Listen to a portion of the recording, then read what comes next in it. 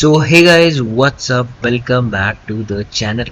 सो भाई ये वीडियो होने वाला है आरपीए टेस्टिंग का लास्ट वीडियो। इसमें हम कुछ बेस्ट प्रैक्टिसेस डिस्कस करने वाले हैं and we are gonna be also doing some good 12 questions भी करने वाले हैं हम लोग इस वीडियो के अंदर। ठीक है, तो गाइस स्टार्ट करते हैं। ये है UEFA picture, let's get started. तो गाइज यहाँ पे मैं आ गया हूँ आरपीए एकेडमी के अंदर एंड यहाँ हम देख सकते हैं मॉड्यूल है हमारा, चैप्टर है हमारा आरपीए टेस्टिंग बेस्ट प्रैक्टिसेस। ठीक है, ओके। तो यहाँ पे क्या होने वाला है, the main thing is that हम लोग यहाँ पे डिस्कस करने वाले हैं कुछ गुड बेस्ट प्रैक्टिस। देखते हैं क्या है वो। पहला, modularity in your automation project. Good testing starts well before the test cases. An automation project should be broken down into atomic workflows, each of them having a single purpose and the smallest possible number of actions. This way it will be easy to understand and unit test this. मतलब हमेशा अपनी testing आप development के बाद कीजिए। ऐसा नहीं कि आप प्रोडक्शन में जाने से पहले, प्रोडक्शन में जाने के बाद आप टेस्ट कर रहे हो, वो बहुत ही गलत अप्रोच है। और जो भी आपका टेस्ट है उसको एटॉमिक वर्कफ्लो में आपको डिवाइड करना है। जैसे अगर मैं लॉगिन टेस्ट कर रहा हूँ तो मुझे एक पूरा वर्कफ्लो है, उसमें लॉगिन भी है, उसमें कोई वर्क भी हो रहा है, उसमें आगे जाए कुछ और भी एक्स्ट्रा वर्क हो रहा है। तो आप एक चीज, पहले आपका लॉगिन है उसको आप टेस्ट कीजिए। कोई भी अगर आपको लगता है बहुत ही बड़ा, अगर कुछ कॉम्प्लेक्स सा लग रहा है, break it down into small atomic workflows. ठीक है, उससे आपको क्या होगा, यूनिट टेस्ट करने में उसको हेल्प मिलेगी। ठीक है, यूनिट टेस्ट मतलब ईच एंड इंडिविजुअल जो फीचर हम टेस्ट करेंगे उसी को यहाँ पे यूनिट टेस्ट कहा जा रहा है। स्मॉल टेस्टिंग, तो एक एक छोटे छोटे फीचर्स की टेस्टिंग अगर हम कर रहे हैं उसको यहाँ पे कहेंगे यूनिट टेस्ट। ठीक है, चलो आगे बढ़ते हैं। Step 2, we have approx 9 steps. ठीक है, step 2 is the modularity in your test cases. Test case should only have one purpose and ideally contain one verification. मतलब जो भी टेस्ट केस आप चला रहे हो उसका एक पर्पस होना चाहिए और उसकी एक ही वेरिफिकेशन होनी चाहिए। On the other hand every feature should have a unit test. कोई भी अगर आप फीचर की टेस्टिंग कर रहे हो, जैसे कोई लॉगिन फीचर है या कोई ऐड हुआ है आपके लिए, तो उसका एक यूनिट टेस्ट होना चाहिए, मतलब कोई स्मॉल टेस्ट होना चाहिए जो खाली उसी फंक्शनैलिटी को टेस्ट करे। ऐसा नहीं कि आप वो टेस्ट चला रहे हो कुछ और फंक्शनैलिटी टेस्ट हो रही है। ठीक है, अगर कोई एक्सेप्शन है तो उसके लिए हमें अलग से टेस्ट बनाने पड़ेंगे एक एक के लिए, ईच ऑफ दी सैंपल लिखा। ठीक है, चलो let's go to step 3, clean structure. मतलब test case from workflows have the given when and the then architecture, right?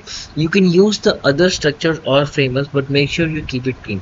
मतलब given when then structure होना चाहिए and make it clean. Clean मतलब ऐसा नहीं होना चाहिए कि आपके गिवन का जो ब्लॉक है उसमें बहुत सारा कॉम्प्लेक्स डेटा आपने डाल दिया। ठीक है, मतलब अगर आप ऐसा कर रहे हो, अगर आपको ऐसा लग रहा है कि आपका जो गिवन ब्लॉक है उसके अंदर बहुत सारा कॉम्प्लेक्स डेटा है, बहुत हौच पौच हो गए, तो इसका मतलब वो एटॉमिक वर्कफ्लो नहीं है। आपको एक यूनिट टेस्ट करना है जो खाली एक ही फंक्शनैलिटी को टेस्ट करे। भाई मेरे लॉगिन में ये काम हो रहा है, मेरे लॉगिन सक्सेसफुली हो रहा है, ठीक है, दैट्स इट, बंद करो, आगे बढ़ो। ठीक है, ऐसा नहीं कि अब लॉगिन के साथ साथ आप एक्सट्रैक्शन भी टेस्ट कर रहे हो उसी वर्कफ्लो पे। No, it will make the structure unclean. हमें अनक्लीन स्ट्रक्चर नहीं चाहिए, बाकायदा हमें क्लीन स्ट्रक्चर चाहिए अकॉर्डिंग टू। ठीक है, चलो लेट्स गो टू स्टेप 4। भाई यहाँ पे लिखा हुआ है ऑटोनॉमी। एक टेस्ट केस दूसरे टेस्ट केस पे कभी भी डिपेंड नहीं करना चाहिए। ठीक है, एक टेस्ट केस का रन दूसरे टेस्ट केस पे डिपेंड नहीं करना चाहिए। ठीक है, ऐसा नहीं कि मैं लॉगिन टेस्ट केस कर रहा हूँ, वो लॉगिन का टेस्ट केस कहीं आज में जाके लॉग आउट भी होना था, वो लॉग आउट किसी और टेस्ट केस में, ऐसा नहीं करना। It should be autonomous. ठीक है, use mocking whenever there are complex steps relevant to the purpose of the test case. मतलब कुछ कॉम्प्लेक्स आपको अगर स्टेप्स लग रहे हैं तो हमेशा मॉक टेस्ट यूज करो जो आपके कॉम्प्लेक्स स्टेप्स को मिमिक करते हैं और कुछ रिसोर्सेस ना यूज करते हुए आपका आउटपुट सेम आता है उस कॉम्प्लेक्स स्टेप्स के बराबर, तो उसे हम यहाँ पे कहेंगे मॉकिंग। ठीक है, सिंपल भाषा में भाई मैंने पूरा करके दिखाया है inside the mock testing after. ठीक है, चलो keep the test up to date.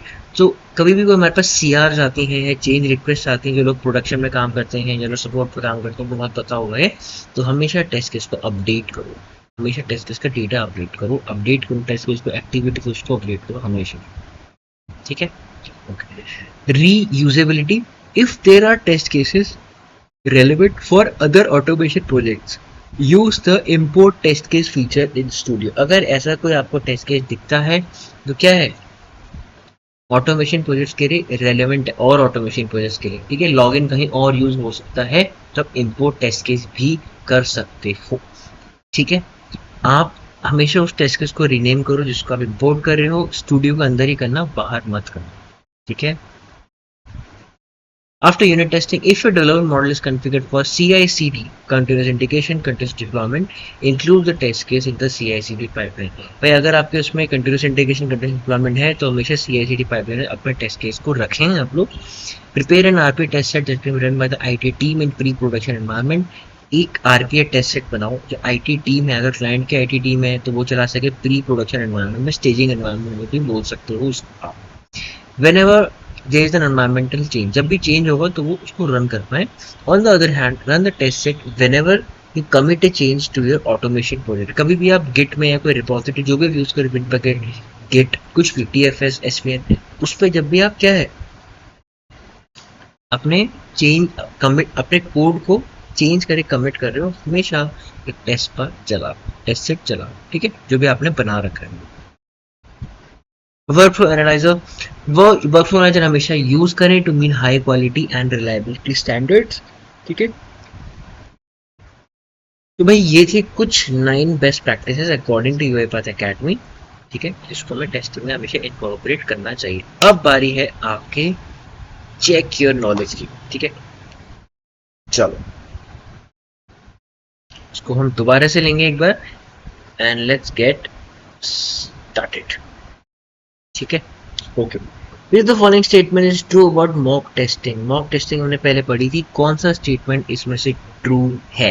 In mock workflow you can only edit the mocked activities, मतलब जो मॉक एक्टिविटी है उसी को एडिट कर सकते हो, जो रियल एक्टिविटी है उसको एडिट नहीं कर सकते. तो हाँ यही बात है. Yes, in a given when then case structure, surround with mock is available for the activities in all the 3 blocks. नहीं, surround with mock कहाँ होगा एक्टिविटी आपकी अवेलेबल, जहाँ पे आपका when section, given when then पे when सेक्शन होगा वहाँ पे होगा. Changes made in the source workflow are applied to the mock file whenever the project is saved. Yes sir, you can have a single mock file for a single test. तो भाई ये यहाँ पे हमारा आंसर होता है, ठीक है. ओके, तो यहाँ पे क्लिक ऑन नेक्स्ट. ओके, तो भाई यहाँ पे आ गया हमारे पास सेकंड पार्ट. ये मैंने आपको बता रखा है चारों टाइप की टेस्टिंग कैसे होती है. लेट्स सी यहाँ पे क्या दे रखा है. Unit testing, integration testing, testing and interaction between two sequences in the same automation. सकता है यूनिट टेस्टिंग, टेस्टिंग जो देखो जो मुझे बहुत इजी लग रहा है ना, पहले मैं उससे करूँगा. Unit testing, testing workforce individually, तो हाँ इंडिविजुअल हम इसको टेस्ट करते हैं. सिस्टम टेस्टिंग इज डेवलपर्स और test assessing the behaviour of an entire automation. Yes, देखो ये करने से क्या होगा ना, जो मेरे को नहीं पता है, मेरे को डाउट लग रहा है, थोड़ा कम हो जाएंगे. Acceptance testing, and user interacting with the entire system. Yes, मतलब जो मेरे क्लाइंट्स हैं, एंड यूजर मतलब क्लाइंट, जिसको एंड में जाके यूज करना है आपकी एप्लीकेशन है, आपका ऑटोमेशन जो भी वो आपने उनको डिलीवर किया है. जो बचा हुआ ये इंटीग्रेशन टेस्टिंग क्या होगा, testing the interaction between two sequences in the same automation project, ठीक है. चलो, which of the following ways of running data-driven test case are available inside the studio. मतलब कौन कौन से टाइप से हम डेटा ड्रिवन टेस्ट केस को चला सकते हैं. हमने ये किया हुआ है विद ऑल डेटा सेट्स, हाँ. With only a single data set, हाँ. विद अनलिमिटेड डेटा सेट्स, ऐसा नहीं है, एक लिमिट होती है. With a selection of data sets, yes, ठीक है. चलिए,